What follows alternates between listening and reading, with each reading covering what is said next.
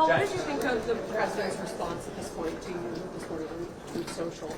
Say it a little bit louder. What did you think of the president's messages to you on Truth Social? At any point, is this going to change your mind? You know, I think it's one of the most important debates of our time, and this is a debate over whether or not a country can have $36 trillion in debt, whether we can have interest payments over $1 trillion. I think it's an important debate to have.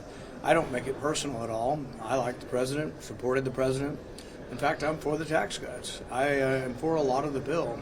But I can't, in good conscience, give up every principle that I stand for and every principle that I was elected upon, and that's that we can't accumulate more debt. $2 trillion in debt this year is too much.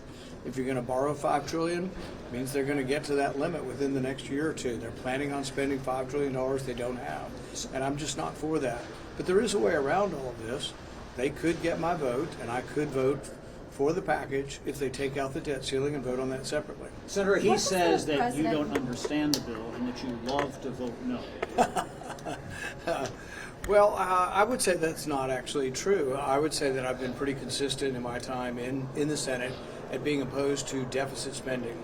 Our country brings in about $5 trillion in revenue and spends $7 trillion. I'm not for that. I've never been that from the very beginning. I've been consistent about it. I pointed it out when we have Republican presidents and we have Democrat presidents.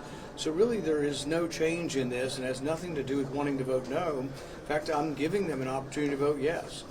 What do you say about decisions? I would vote for it for most bills, perfect or imperfect, that don't include the debt ceiling on. All I've said is strip off the debt ceiling.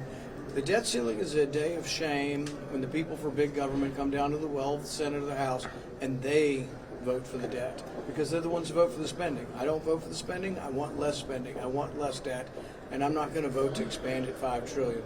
If the big beautiful bill comes out in its current form, the House passed version in the Senate, would it fail? I think it's close. There are 3 or 4 of us who are very concerned about the spending and the debt ceiling.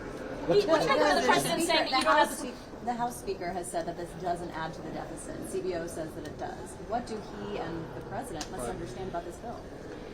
There is some confusion over exactly what we're talking about. In the bill, the tax cuts are scored by the CBO as adding to the debt.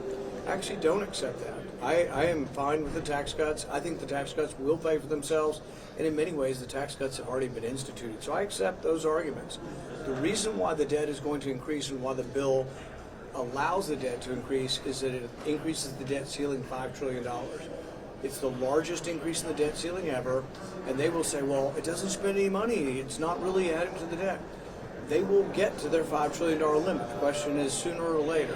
But we're giving them the ability to borrow $5 trillion more. I'm not for borrowing $5 trillion more. I'm for borrowing a smaller amount over a shorter period of time. They have promised they're going to be better. At some point in time, they're going to change their ways. They're going to begin lessening spending. But remember, and most people have forgotten this, in March of this year, the Republicans voted to continue the Biden spending levels. Remember there was a big campaign? Republicans all called it Bidenomics and Biden inflation and Biden spending. All the Republicans, save a few, like myself, voted to continue the Biden spending levels. So right now, we are living under Biden/Republican spending levels, and at the end of this year, in September, the debt will be $2.2 trillion. So that's an example of adding $2 trillion. The question is, what will happen the next year?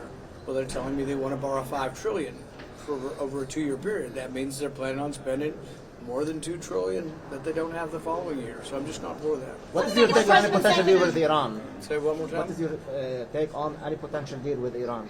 I'm glad that the president's negotiating. I'm not going to pre-decide what the details of it will be, but I think the president should be given some latitude to negotiate. Do you think that a rescissions package could pass the Senate easily, sir?